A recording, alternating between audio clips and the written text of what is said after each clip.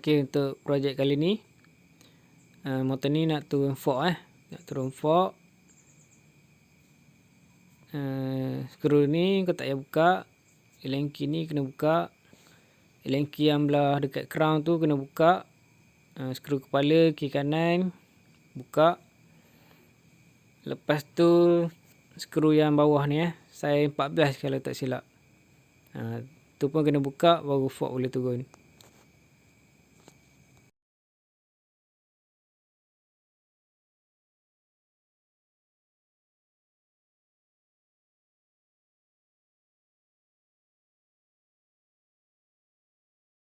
Okey, tongkat ni beli dekat Shopee.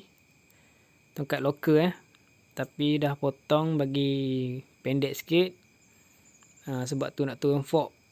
Nak bagi lagi rendah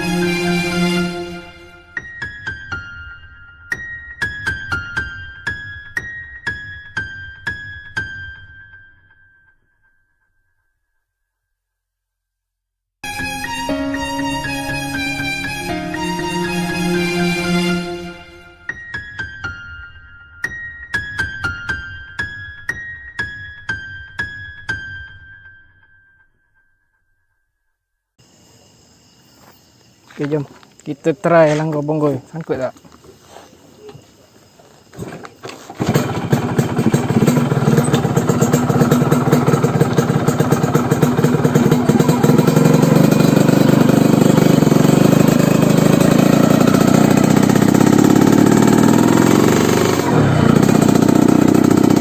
Bapak tebu.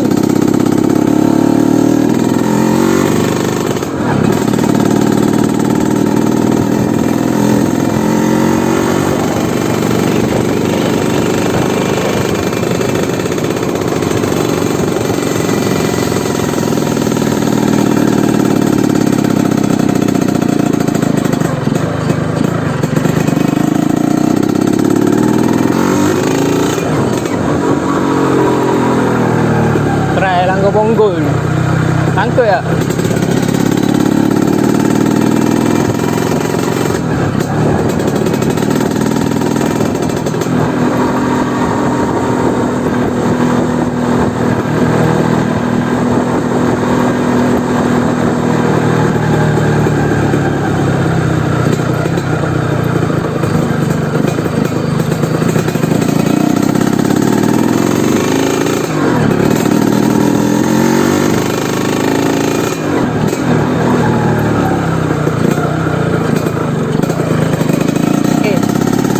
Sangkut.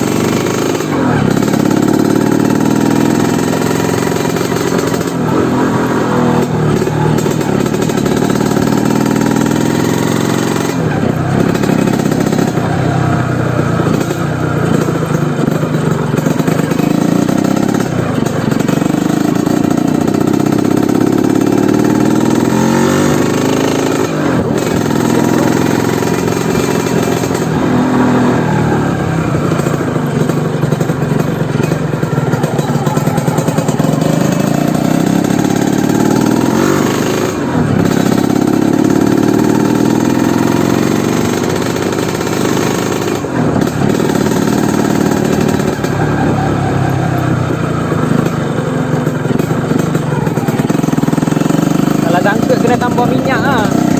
Sikit je lah.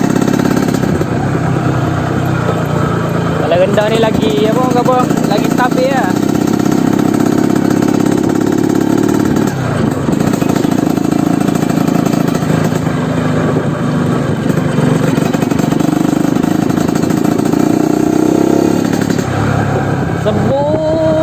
Sebunya